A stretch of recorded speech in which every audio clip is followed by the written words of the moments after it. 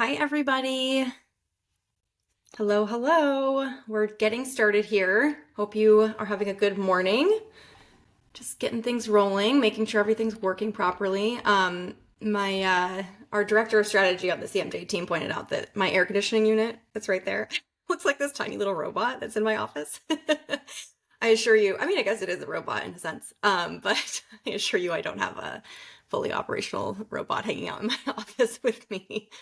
Um, all right, so today we're going to be going live on LinkedIn, I think as well as YouTube. I'm just still figuring out Riverside, so that's some behind the scenes transparency for you about what we're doing here.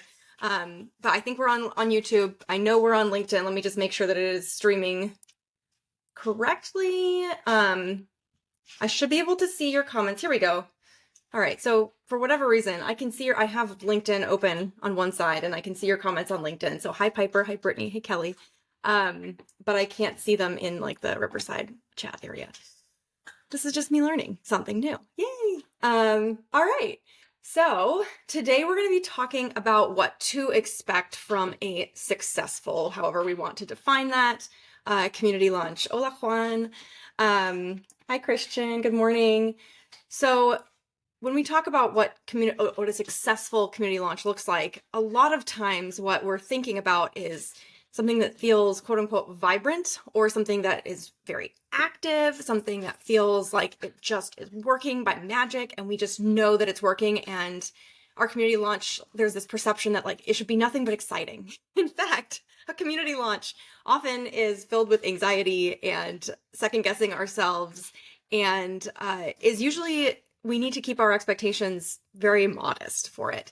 And I've seen this at all kinds of scales, from really small communities that are just launching and have never existed before, to an email list that has a couple hundred people on it, to communities in the millions. There's not going to be this big kind of magic that happens unless you plan for it.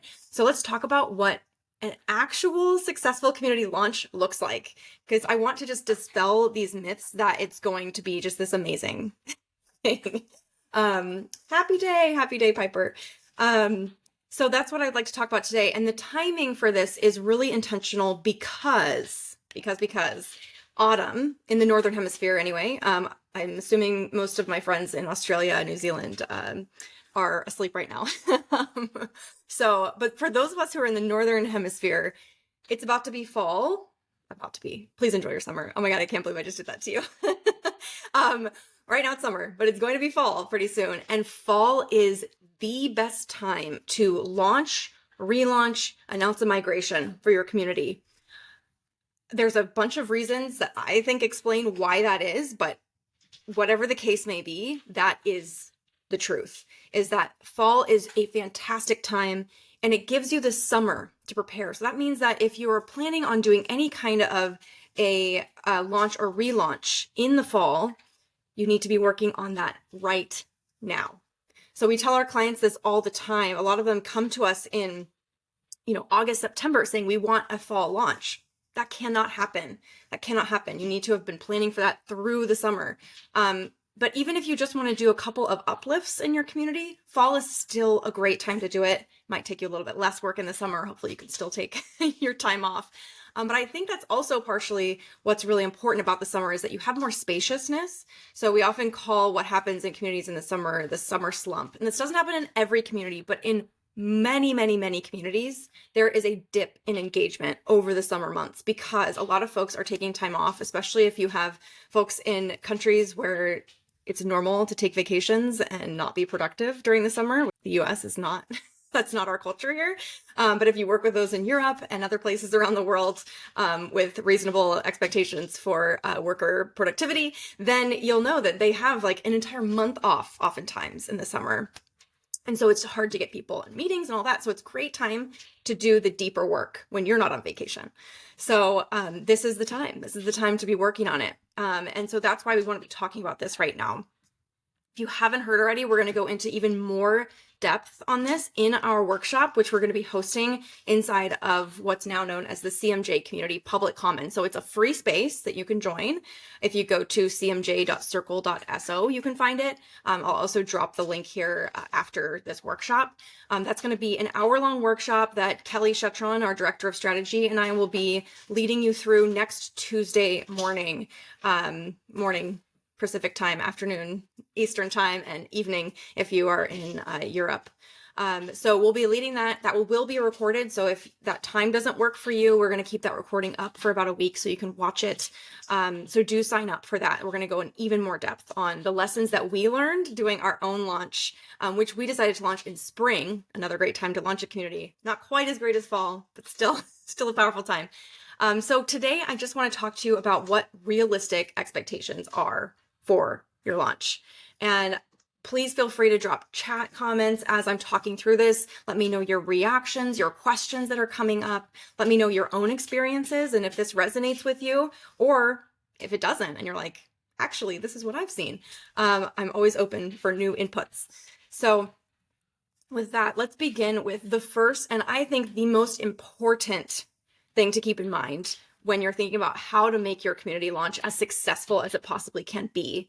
And that is that you're going to do a lot of work behind the scenes that will never, ever, ever be noticed by anyone in the community except you. You will know that you've done it.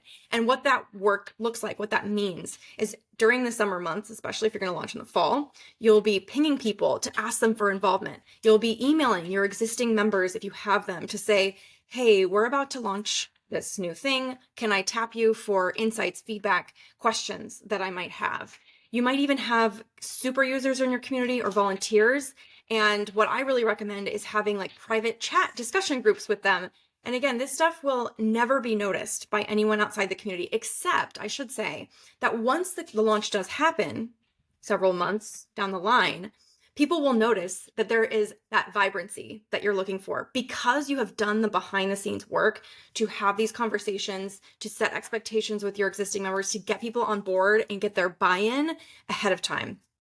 It is crucial, crucial, crucial work to do. So a launch doesn't just look like you working alone, preparing all your emails, preparing all your social copy. It looks like you reaching out a lot to those who you want in your community or those who are already in it and are active and having these conversations.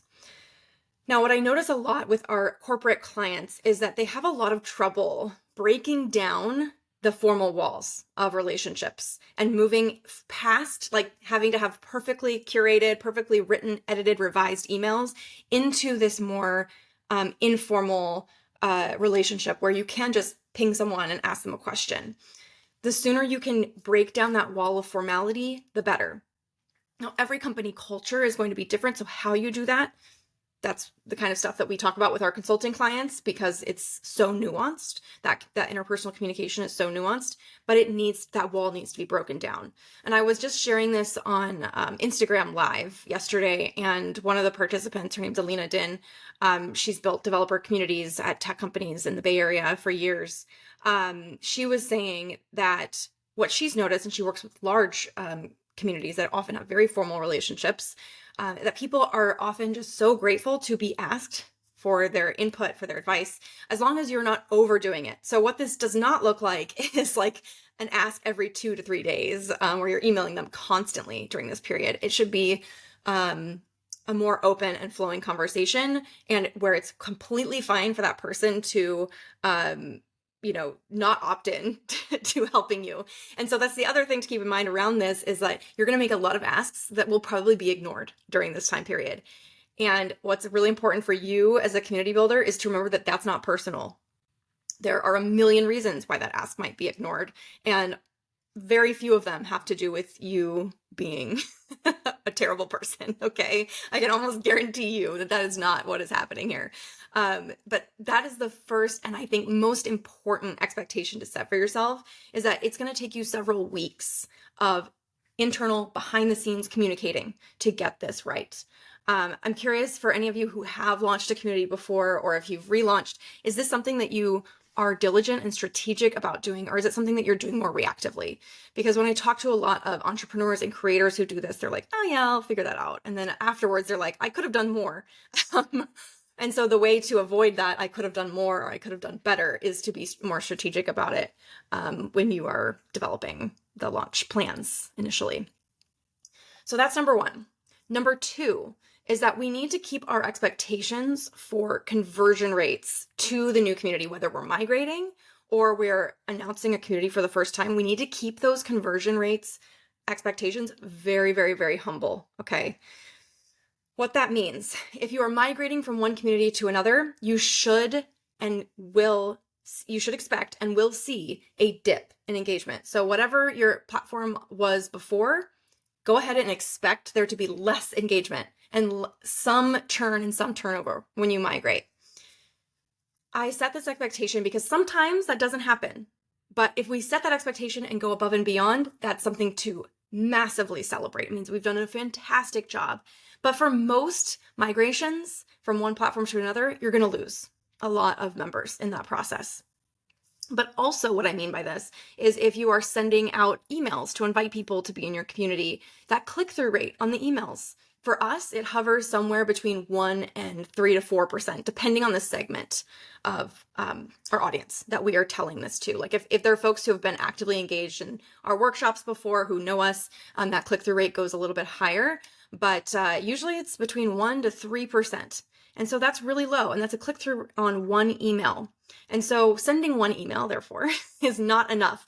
If you're migrating or launching a community, it is not enough to announce it with one email. There needs to be a series of emails planned, a series of messages planned.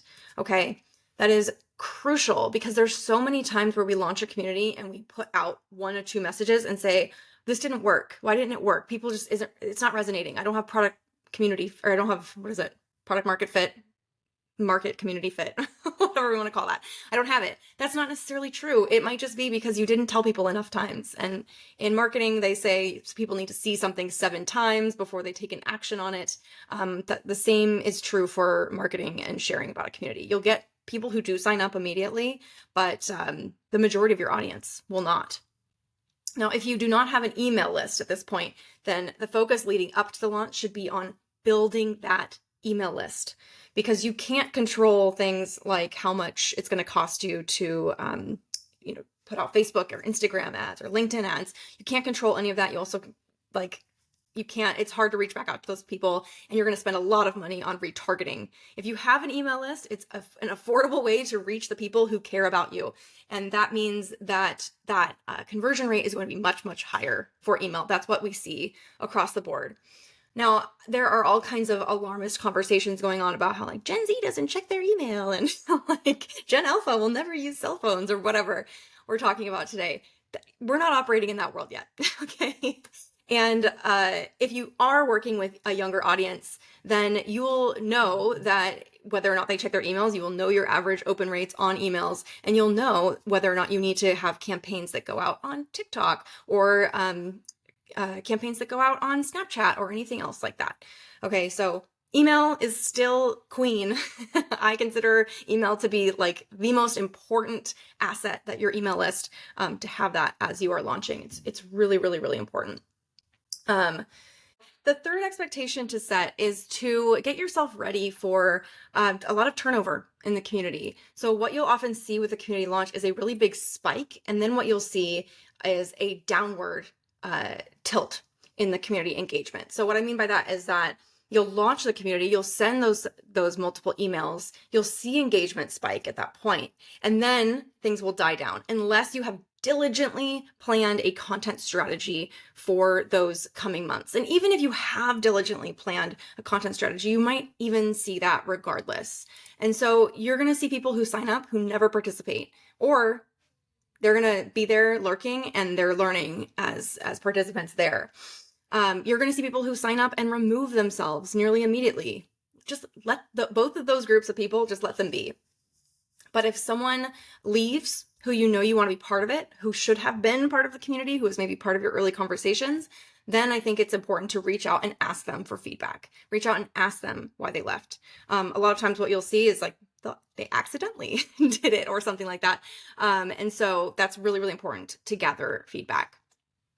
The fourth expectation to set is that the magic of a community launch doesn't just happen by surprise. It happens because you planned it, because you are bringing the party to everyone else. And so a launch is not an exciting thing in and of itself. Nobody really cares that you're launching. You have to instead plan synchronous events, plan ways for people to interact with one another to create that excitement. So if you don't bring the party, no one else is going to. So that's why having a really, really clear content strategy and taking that content strategy and moving it into a content plan, which is really difficult. We're going to talk about that in our workshop on next Tuesday.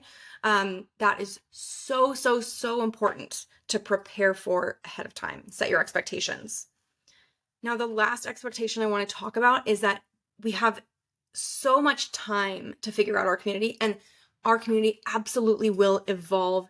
It will change over time. I had a client recently tell me the launch was all she got. Like, this is one and done. Once the launch is out there, the community can't change. And I was like, hold on. We have got to change that mindset, because communities don't need to launch perfect. In fact, it's not good for them to launch perfect, because you want people to step in and let you know the ways in which it can be improved. There's a saying in startupism land that, if it's not embarrassing when you first launch it, that you waited too long to launch it. And the same thing is true in communities. There will be bugs. There will be issues. You cannot possibly fix everything beforehand. So it's important to have both technical design and your own content and leadership resources at the ready to make quick changes as soon as you have launched. We want an orientation toward progress and not perfection. So just please know that whatever goes out with the launch is not what your community is going to look like in 6 months. It shouldn't be. It should not be what your community looks like in 6 months. You should be ready to make those changes. So be in a very much a listening and learning orientation as soon as that launch happens.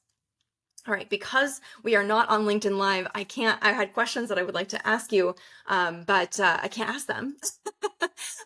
So what I'm going to do is wrap up our recording right now. Please do join us for our workshop on Tuesday, July 16th, and we will see you there.